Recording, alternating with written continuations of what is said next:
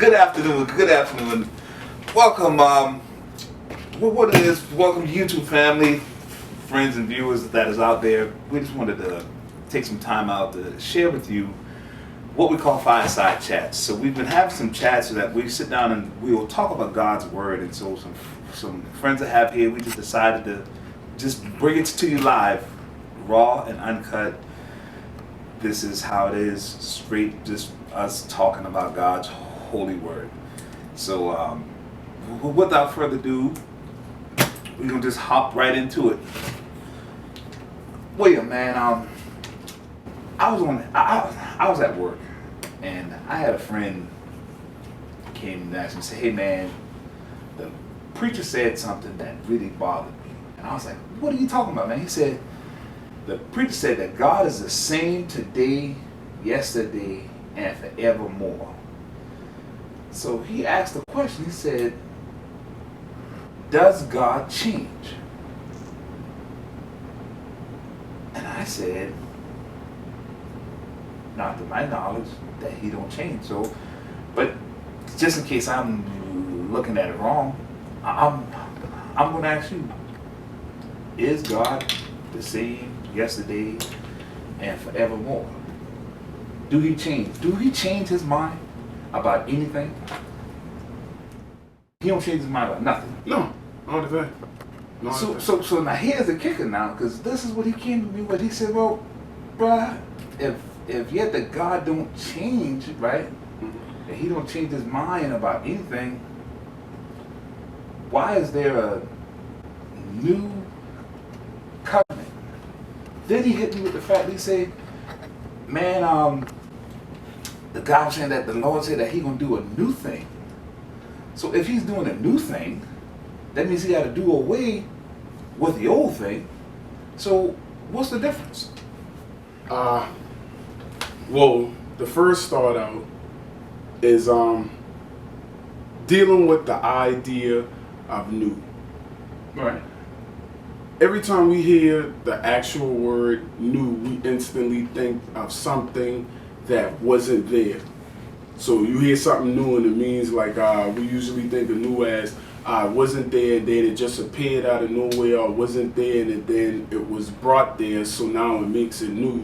Not realizing that new can be anything that we just realize. Like me, you, Brother Nard, we can all be in the same room, all together. We could have been in that room for 5 years and we noticed everything alike. Then out of nowhere, I noticed in the corner on the ground, there's a red spot. You guys never noticed the red spot. So you guys are like, "Oh snap, there's a red spot right there." Even though we've all been in that room that whole time, even though that red spot has always been there, because no one noticed it, That's right. it was made new to the people who now notice it. Now I say that to say this dealing with the example. Go ahead. Alright. If you look in the New Testament areas, Colossians is one, 2 Corinthians, I believe we're in chapter 5, 3, 4, 5, where they touch on it.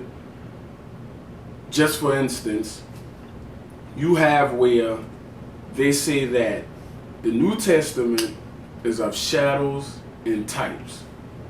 That the Old Testament was of shadows and types. So in order for there to be a shadow or a type, it had to have already been there. No shadow is cast without there already being an object. That's true. So if the Old Testament is a shadow and a type of things to come, then that means that that thing had to have already been there. The idea that God changes his mind is not so. God reveals.